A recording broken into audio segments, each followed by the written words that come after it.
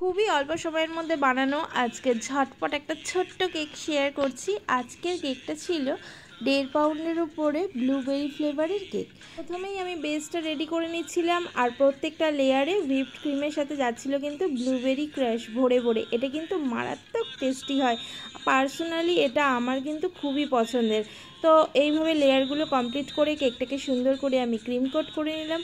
তারপরে হালকা একটা নজেল ডিজাইন ছিল, হুইপড ক্রিমের সাথে ম্যাজিক রেড কালার মিশিয়ে কিন্তু এত সুন্দর রেড কালারটা এসেছে।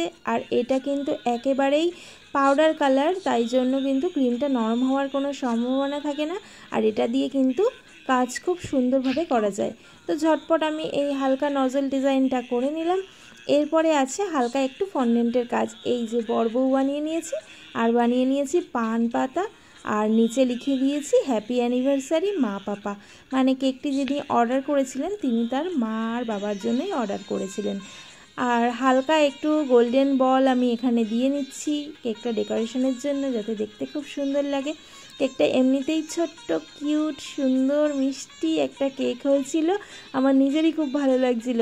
ছোট্টর উপরে এই ডিজাইনটা কিন্তু একেবারেই আমার নিজের করা। এই একই ডিজাইনের কেক এর আগেও আমি 3 থেকে 4টে বানিয়েছি।